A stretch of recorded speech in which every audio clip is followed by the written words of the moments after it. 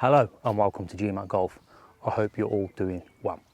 So today I'm going to do something a little bit different, something that I've not done for quite a long time, to be fair. In fact, since the Taylormade M3 was released. So today I'm going to be reviewing the new Taylormade Stealth and Stealth Plus drivers. Before I get into the review, I want to give a big shout out to Golf Star Competitions, who have obviously sorted the drivers out for me. For those of you that don't know about Golf Star for Competitions, it's a competition website with low and high odds. If you want the opportunity to win anything from a Taylormade putter, Taylormade drivers, Taylormade sets, Cleveland wedges, Taylormade wedges, pretty much anything golf-wise, they're the people to go for. Competition starting from 99p for high odds up to £25, £30 for really low odds. Let's be fair, we can all afford to miss a quid for the opportunity to win something that's £450. So yeah, check them out, guys. Links down below. And Golf Star Competitions, thanks for sorting me out with these. Thanks for the amazing bag too. So, on to the review. Obviously, you've seen a couple of shot traces at the start of the video. I'm not going to go into massive footage of me ripping drivers, because let's be honest, you don't want to see that. But you do want to know my opinions on the drivers. So, looks-wise, to look down on, I quite like the look. They are really nice to look at, to be fair. And as the name says, they're stealth, and they are very stealth looking. It's got a matte black crown with a gloss black lip round it. They've replaced the silvery white from the Sims previous model.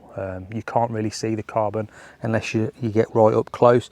And obviously there's a nice little stealth logo in it. If you check these images out, you'll see what I'm talking about to look down on. At address as well, a lot of people talk about the red in the face.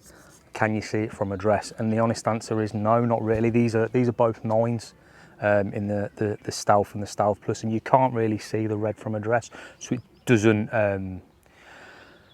offend you, doesn't put you off. It's to look down on the really nice looking. Both slightly different heads. The Stealth Plus is slightly longer compared to the actual Stealth. It's more of a squat head. So with the Stealth Plus, we see the movable weight back again. So the Stealth Plus is the lowest spinning model. The Stealth is the more forgiving model, if we will. So they've kind of changed things around from the Sim. So the Sim and the Sim 2 with the low spinning models, and obviously the Sim Max and the Sim 2 Max with the more forgiving models.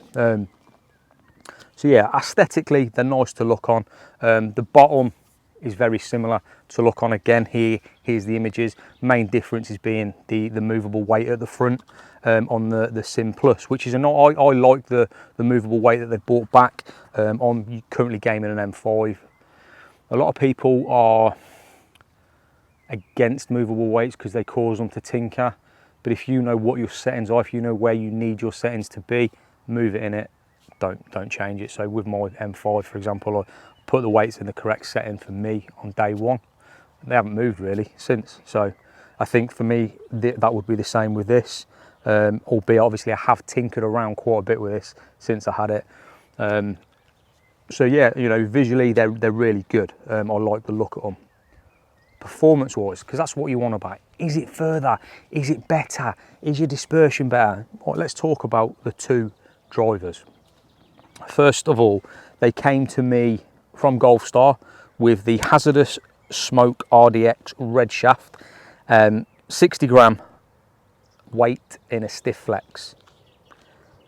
You know, so this would be an off-the-shelf shaft. It's not fitted to me, and literally, when the first couple of hits I hit with it, I thought, how can I review this driver? It's awful. Honestly, that's dead straight. Like, out of the bag, it was like, I can't review this. I can't do it. It's awful. Everything was left, and it was straight left. Like, for those of you that know my golf game, left isn't a shot that I have.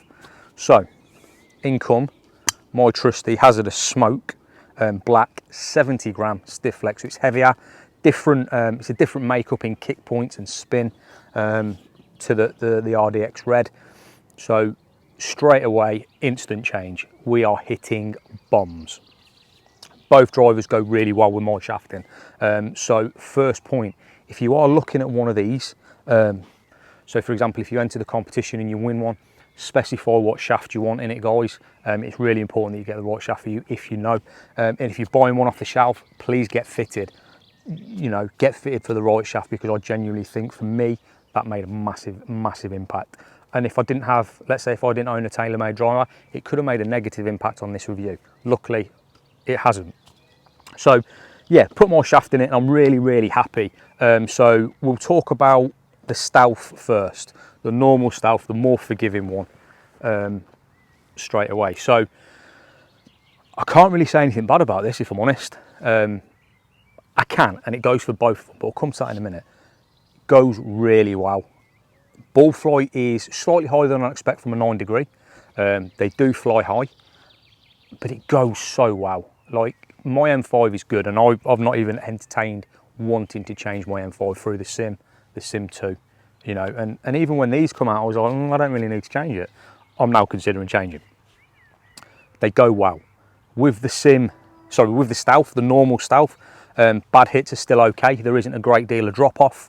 And what I have found with, again, both of them is with this carbon face that it now has, because Taylormade have managed to get the thickness of the face the same across, so it's the same thickness from heel to toe, the twist face actually now works. So in the Sim 2, the M5, the M3, because it's a titanium face, the thickness is variable across it.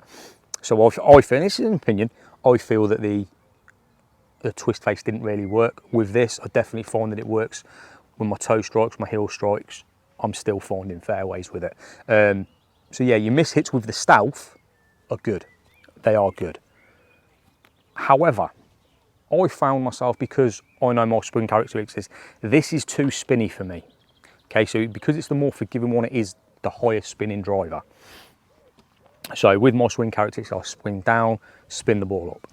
So because of that, this wasn't ideal for me. However, it is greatly forgiving, it is really forgiving, but because of how spinny it was, I'm probably 10, 15 yards shorter than I am with the Stealth Plus on the good hits. Now, bad hits, I'm not losing a great deal at all, to be fair. So with the bad hits, it is quite forgiving, but when I'm getting out the screws, I'm not getting it where I want it to be. But still an amazing driver. So if you're a low spinning player naturally, so if you've got good swing numbers, you can get away with that. For me, I'm spinny. I need the low spinning one. And this was a love-hate affair, or a hate-love affair. So when I got it, I obviously tinkered with it. I put the weight to where I'd want it. So I'd put the weight in the draw setting, and everything was left. Originally I thought it was the shaft, like I said, with this, no movable weight still left. Put more shaft in it and left the weight. Was not as left, but still left. That's really strange, because that's not me. Put the weight back in the middle and I'm hitting bombs. And when I say bombs, this is probably 15 to 25 foot yards further than my M5, and that goes well. Now, your good hits are great with this. However, this is very like the old Taylormade SLDR. So those of you who remember the SLDR, I think it was Taylormade's first low spinning driver. When you got it, it went. When you missed it, when you got a bad hit, the ball would just drop out the air.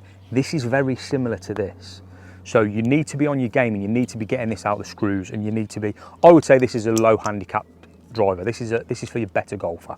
Definitely designed for the better golfer, because when you hit this poorly, or you have a miss hit, the drop off is really bad, and the drop off is shorter than this, and this is shorter with a good hit. So the drop off's not great with this, just because there's not enough spin, because it's so low spinning. When you get them bad hits, there's not enough spin to keep the ball in the air, so the ball just drops. So that would be my only negative with this. And the negative I've got across both of them is the sound. Now, I was expecting a dull crack. I was hoping for a dull crack with these, and they're tuned. The faces have been tuned, so you get a ting. But it's not a ting like we get in prior models, because that's a tingy crack. This is a ting. Not a fan of the sound, but other than that, I can't really say anything bad about them. I'm really impressed with these. I think this is the start of a new range of technology. Reference the carbon faces. I think they can get better. I think there's work to do. Reference the sound. Would I put them in my bag? Yeah, I would. I'd put them both in my bag. If I had to choose between one or the other, I would put the Stealth Plus in my bag, because I know on the good hits it works for me. I've just got to get the good hits more often, obviously. But they're both, like I say, I wanted to when I was first hitting them, but changing those shafts has made the world of difference, and they're great drivers, guys. They really are. So if you're in the market and you're looking for a driver, don't rule these out. I know the looks are not for everyone though. You know, I have heard a lot of negative connotations regarding the red face. Go to my take. If you're buying brand new, whether you're buying it from your local golf retailer or you buy it online at Taylormade, you're paying the same price. For a couple of quid more, you can get the Taylormade, or my Taylormade, I think it's called. Get them in any colour you want. So if you want a black face, you can get a black face. There you go. Problem solved with that one. But as I say, get over to golf style competitions and enter their competitions. Like, here's an example of a low odd Taylormade competition and a high odds Taylormade competition.